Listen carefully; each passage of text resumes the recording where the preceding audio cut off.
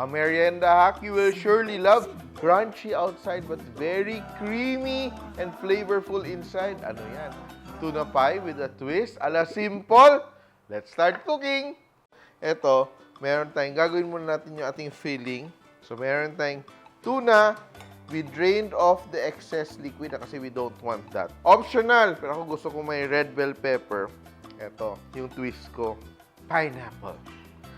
Yan, mix natin. And mayonnaise. Huwag masyado maraming mayonnaise, no? Kasi yung mayonnaise natin, parang binder lang siya. Ito, para malasang malasa, dapat may cheese. Mix, mix, mix. Salt and pepper, of course. Salt and pepper para mas malasa siya. Yan! And ready, tatabi natin to. Sobrang dali lang to. We have our bread. Ito, tasty lang to. No, I will just flatten my bread. Ito pwede mo pagawa sa anak mo. Diba? Una-una, may egg pala tayo. Very important yung egg. Kasi ito yung mag-seal ng ating pie. Beat natin. Konting salt. Ito na yung magiging paste natin, no? Ito yung magpapadikit sa ating bread. Let's start assembling, no? So, yung gagawin natin ay we will brush the edges.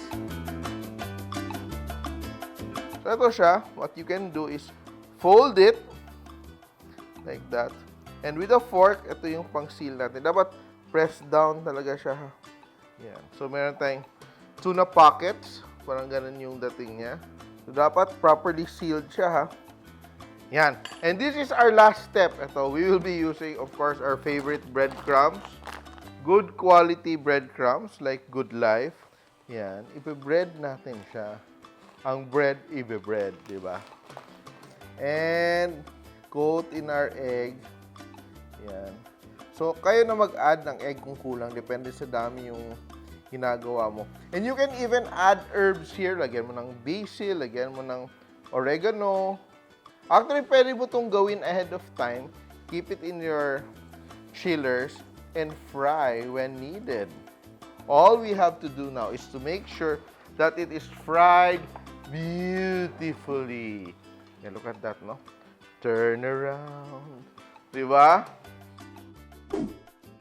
Hello mga Simpol! Don't forget to grab copies of my Simpol Cookbooks available on Lazada and Shopee in the Philippines and on Amazon internationally. Add to cart na. Dun, dun, dun. Isn't that beautiful?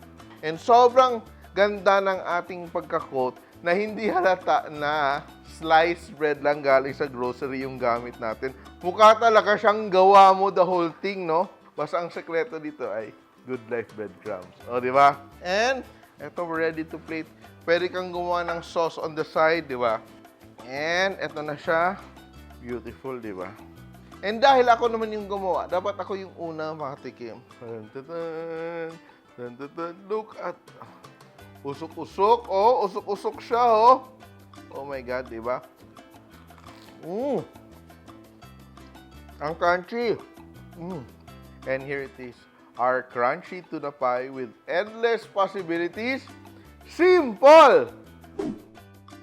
Please like and share my videos. And if you like more recipes like this, click here and don't forget to hit the bell button to get notified. Simpol!